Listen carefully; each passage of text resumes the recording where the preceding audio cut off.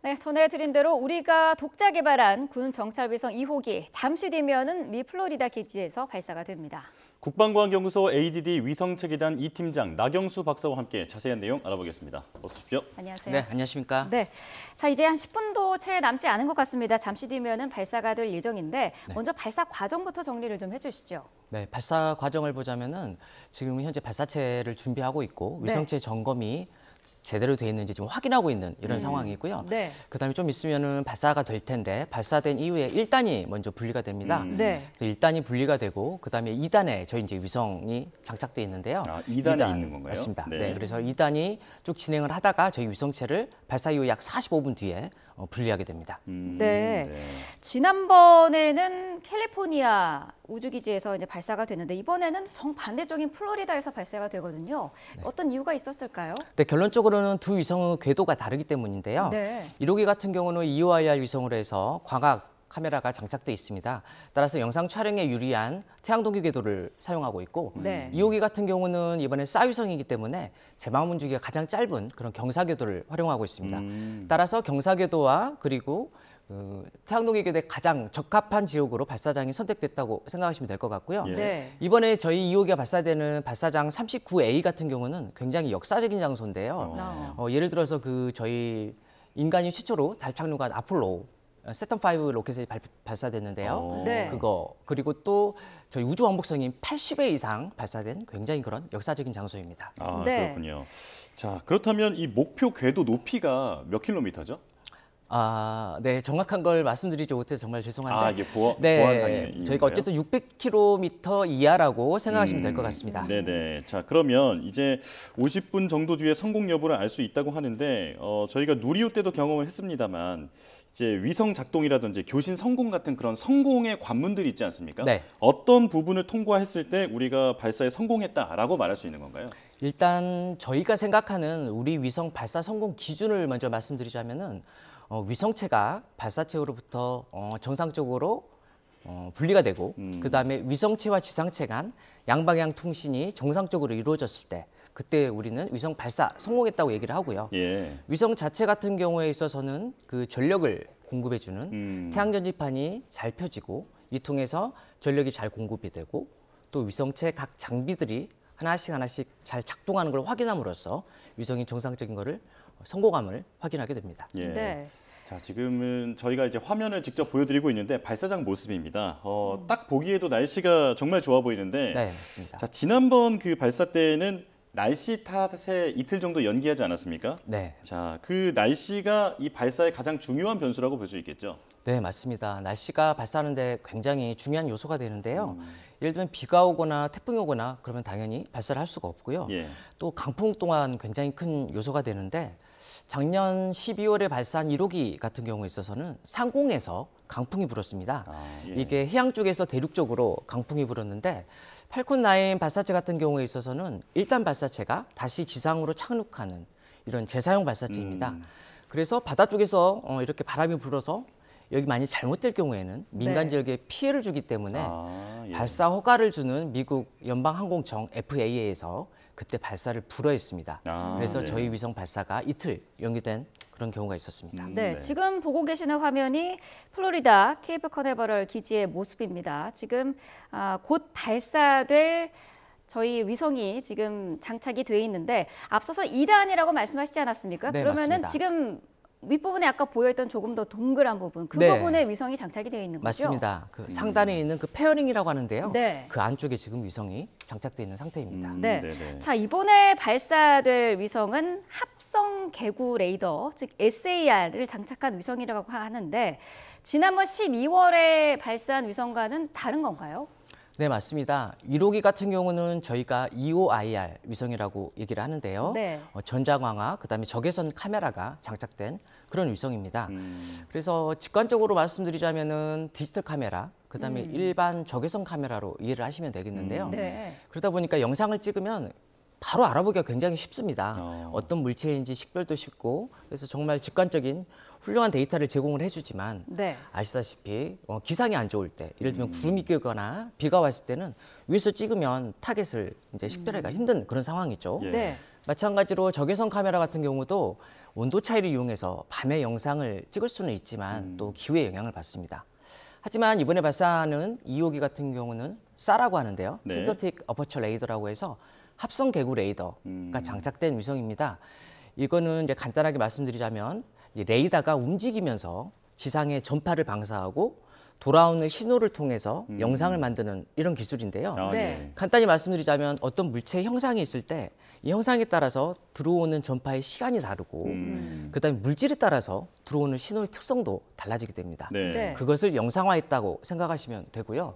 전파를 사용하다 보니까 날씨라든가 밤낮에 무관하게 영상을 찍을 수 있는 굉장히 큰 장점이 있습니다. 네. 하지만 문제는 이제 지상에서 영상을 받아보면요. 흑백이고 그다음에 좀 굉장히 난해한 부분이 있습니다. 아, 특히 예. 세밀한 표적 같은 경우에 있어서는 그 판독관이 전문적으로 이렇게 판독할 필요가 있어서 결론적으로 말씀드리자면 이제 완벽한 위성은 없는 거죠. 예. 그래서 EOR 위성과 SAR 위성을 모두 상호 보완적으로 운영해서 군 임무 효용성을 극대화할 필요가 있습니다. 네, 예. 지금 저희가 현장 생중계 화면을 보여드리고 있는데 지금 1분이 딱 남았습니다. 1분 뒤면은 이제 힘차게 하늘 위로 오를 것으로 보이는데 남은 위성은 그렇다면 SAR라고 하셨는데 SAR 위성을 발사하는 것으로 알려져 있는 거죠? 네, 맞습니다. 네. 남은 SAR 위성이 3개가 있고 올해 하반기에 1기 그리고 내년까지 2기를 모두 발사할 계획입니다. 네. 네네.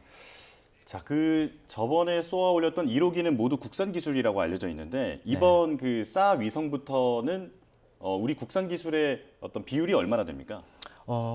이번 SAR 위성 같은 경우는 국산화도 많이 돼 있지만 해외와 기술 협력한 부분이 있습니다. 아, 하지만 네. 그 사업 내에서 점진적으로 국산화를 해서 4호기 때는 국산화율이 훨씬 많이 올라간 상태고요. 아, 네네. 그다음에 이 사업을 진행하면서 저희가 또 별도 핵심 기술 사업으로 인해서 저희가 또 기술을 예. 확보하고 있어서 다음 후속 위성에서는 전부 국내 발사할 수 있을 걸로 보입니다. 네, 지금 현장에서 카운트다운이 진행되고 three, 있습니다. 화면 한번 two, 보실까요? One, ignition, engines full power, and lift off. 자, 네. 이제 발사를 했습니다. Bandwagon 거대한 one 연기를 and 내뿜으면서 4.5. 펠컨 9이 우리 위성을 싣고 날아오르고 있습니다. 네, 일단 발사대는 성공적으로 분리를 했고요. 자, 이제 잠시 되면은 1단이 분리가 되는 거죠? 네, 맞습니다.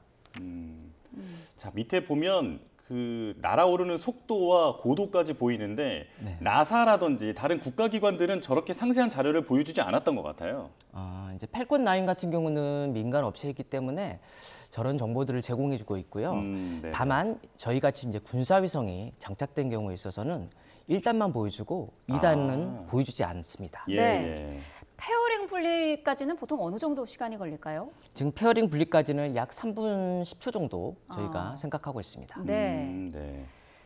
자, 아직까지는 아무런 이상 없이 잘 날아오르고 있습니다. 네, 잘 가고 있습니다. 네. 박사님께서 보시기에는 지금 아무 문제 없는 거죠? 네, 아주 지금 정상적으로 잘 운영되고 있는 걸로 보입니다. 예, 예. 네, 말씀하신 것처럼 3분 10초 뒤에는 페어링이 분리가 되고요.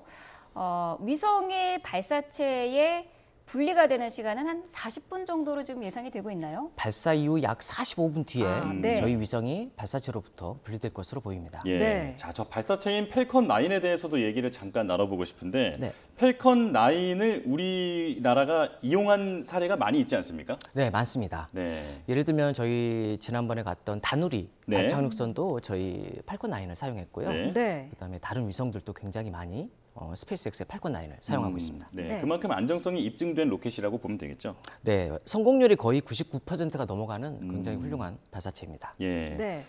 자, 그리고 이 펠컨 9은 사실 한 가지 위성만 싣고 올라가지 않는다고 들었거든요. 네, 혹시 맞습니다. 이번에도 우리 위성 이외에 다른 위성들도 실려 있습니까? 네, 다른 위성도 실려 있습니다. 하지만 저희가 주 위성이기 때문에 아, 예. 맨 위에 저희 위성이 실려 있고 그 아래쪽에 다른 위성들이 각국의 위성들이 실려 있습니다. 아, 네. 하지만 네. 분리는 저희 위성을 가장 먼저 분리하고 아, 그 이후에 네. 다른 나라 위성들을 분리할 계획입니다. 아, 네. 예.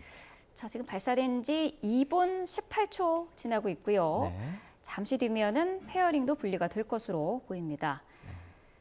자, 중간중간에 여러 가지 불빛이 보이는데 자, 지금 분리가 된 건가요? 지금 뭔가가 네. 지금 떨어져 1단 나가고 있는 것 로켓과 같은데요. 분리가 된 것으로 보이죠? 네, 그렇게 보입니다. 예. 지금 저 부분이 재사용하는 부분인 거죠? 네, 일단을 저희가 재사용하게 되고 그다음 이제 스페이스X에서는 이제 페어링 분리하는 것도 페어링 분리할 때 이제 2단에 있는 위성들이 보일 수 있기 때문에 네. 페어링 분리는 보여주지 않고요. 네. 일단 분리되고 나서 1단이 착륙되는 시점까지 이렇게 생방송으로 보여주게 됩니다. 예. 네. 이제 저렇게 해서 이제 지상으로 돌아오게 되는데 날씨가 만약에 좋지 않다면 네. 이제 돌아오는데 문제가 있기 때문에 그동안 날씨가 가장 큰 변수였다. 오늘은 문제가 없다. 이렇게 네. 예, 보면 되겠습니다. 맞습니다. 아까 보셨던 장면 같은 경우는 한 약 2분 15초 정도에 네. 발사체 1단 엔진이 정지되고 그다음에 발사체 2단 엔진의 지금 1차 분사가 시작되고 있는 모습을 보여주고 있습니다. 아, 예. 지금 네. 로켓 자체에 탑재된 카메라를 통해서 화면을 보여드리고 네, 있습니다. 맞습니다. 네. 자, 지금 발사되고 있는 위성과 관련해서 군 독자 정찰위성 2호기 오늘 오전에 정상적인 발사가 이루어졌다. 지금 속보가 나왔습니다. 자, 미 플로리다주 케네디 우주센터에서 발사가 됐고요. 지금 발사된 지 4분 정도, 3분 52초 지나고 있습니다. 지나고 있고요. 지금 일단은 분리가 조금 전에 된 상태입니다. 네. 이제 네. 페어링이 분리될 시점이라고 생각하시면 될 것 같습니다. 네, 네. 페어링이라고 하면 위성을 보호하고 있는 덮개라고 보면 되겠죠? 네, 발사체 맨 상단에 있는 동그란 부분이고요. 네. 이 안에 위성이 들어있고 페어링이 두 쪽으로 이렇게 분리되게 됩니다. 재사용되는 부분에 혹시 페어링도 포함이 됩니까? 네, 원래는 그 1단만 재사용했었는데요.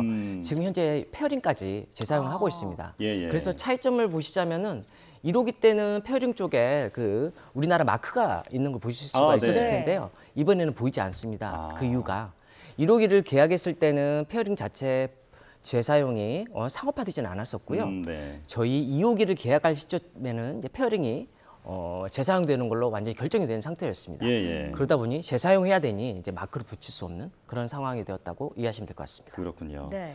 자, 이 군사정찰 위성이 5개가 올라갈 것으로 알려져 있는데 모두 중대형 위성으로 알려져 있거든요. 네, 자, 맞습니다. 이 외에도 중소형 그리고 초소형도 보낸다고 하는데 네. 그 구체적인 계획에 대해서 좀 간략하게 말씀해 주실까요?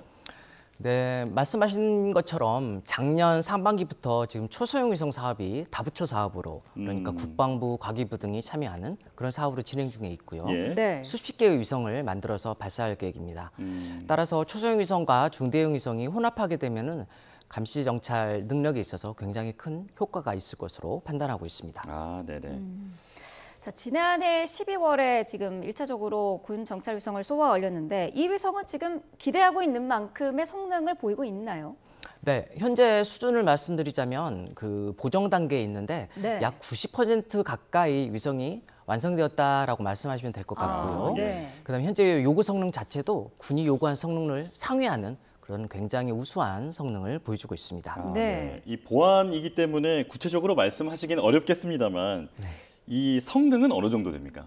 아, 성능. 네. 네. 성능이 굉장히 중요한 부분인데요. 네네. 지난번 1호기 때 공식적으로 발표된 성능은 1호기 같은 경우에 세계 5위권이라고 아, 말씀이 됐었고요. 예. 그다음에 지금 발사하는 2호기 같은 경우에 있어서는 그 초고위상을 찍는 게 이제 목적이고요. 싸위성.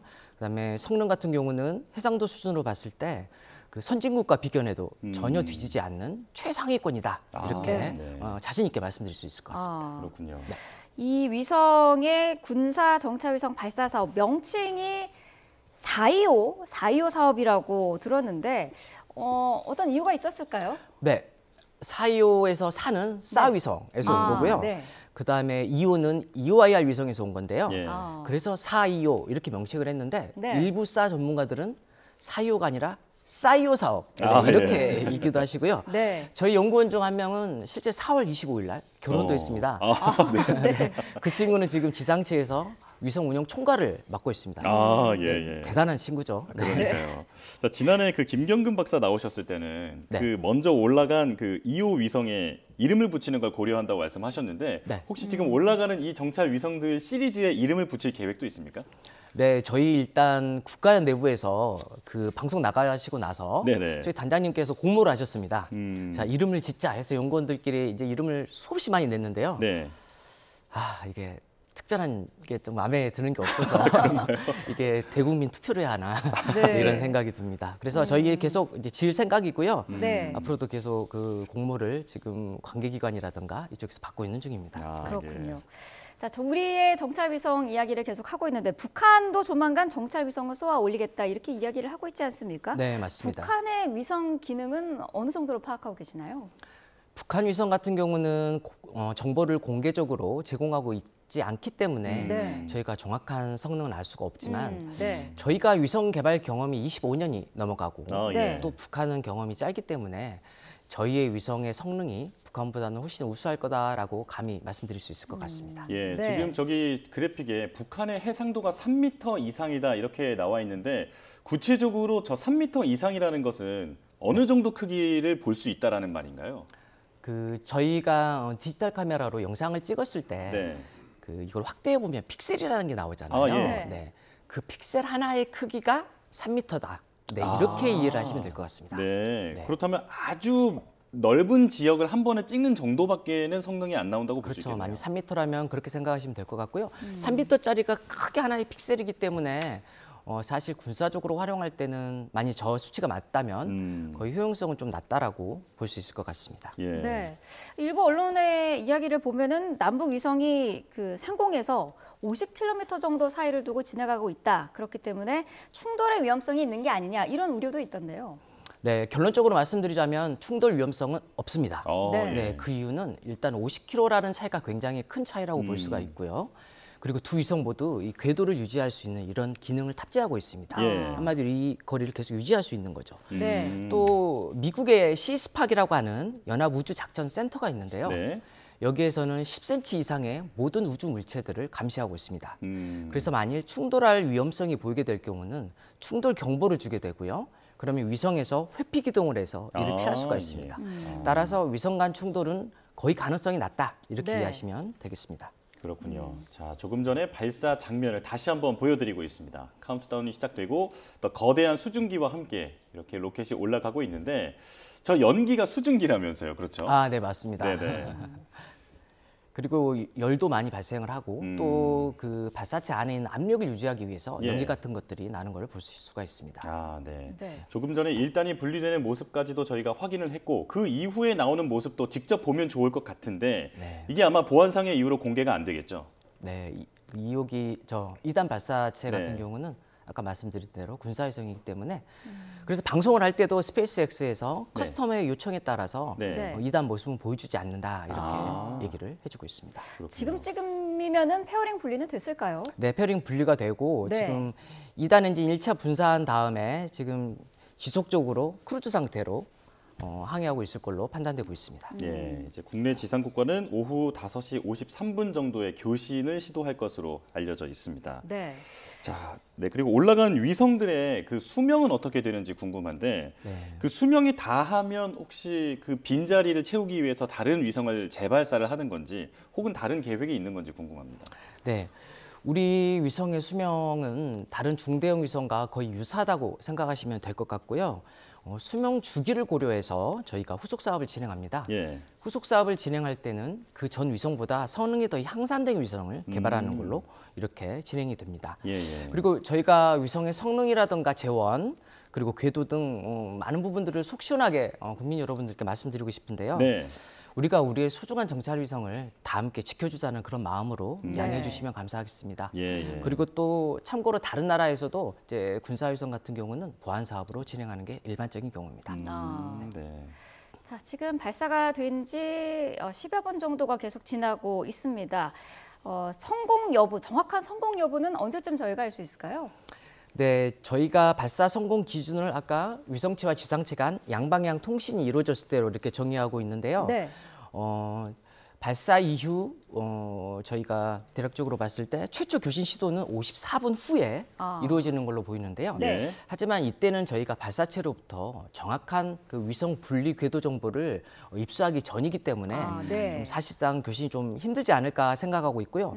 그래서 저희 정상 교신은 두 번째 교신하는 10시 54분경에 양방향 통신이 이루어질 것으로 생각하고 있습니다. 네. 네. 자, 425 사업에 대해서도 간략하게 또 말씀해 주셨습니다만 이런 정찰 위성들을 계속해서 쏘아 올리는 데는 그만한 이유가 있지 않겠습니까? 네, 맞습니다. 자, 현대 국방 안보에서 정찰 위성이 중요한 이유 한번 정리해 주시면 좋을 것 같아요. 아, 정찰 위성. 제가 이렇게 말씀드릴 수 있겠는데요.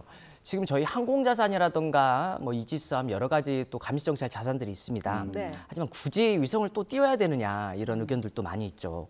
네. 하지만 쉽게 예를 들어보자면은 공중자산인 항공기 같은 경우에 있어서 굉장히 좋은 영상과 정보들을 얻을 수가 있습니다. 하지만 항공기는 고도가 이제 위성보다 낮기 때문에 볼 수 있는 거리에 제한이 있고요. 예. 또 우리나라 지형 특성상 산맥이 많기 때문에 이 산 뒤쪽에 있는 목표물을 보기 힘든 지형 차폐 현상이 있을 수 있습니다. 아, 네. 또 기상이 좋지 않을 때 비가 오거나 이럴 때는 항공기 운용이 안 되기 때문에 이런 단점들을 위성이 커버해 줄 수 있다라고 말씀드릴 수가 있습니다. 하지만 위성 또한 이제 단점이 있는 게 궤도의 물리적 특성에 의해서 저희가 원하는 시간에 원하는 표적을 찍기는 어렵습니다. 예. 네. 따라서 결론적으로 항공자산, 다른 자산들 그리고 위성자산 모두 다 필요하고 다 같이 상호 운용적으로 운영될 필요가 있다고 말씀드릴 수 있겠습니다. 네. 네. 알겠습니다. 자, 조금 전에 우리가 독자 개발한 군 정찰 위성 2호기 성공적으로 발사는 됐고요. 잠시 뒤에 성공 여부가 정확하게 확인이 되는 소식 들어오는 대로 전해드리도록 하겠습니다. 국방과학연구소 ADD 위성체계단 2팀장 나경수 박사와 함께 알아봤습니다. 오늘 말씀 감사합니다. 네, 감사합니다.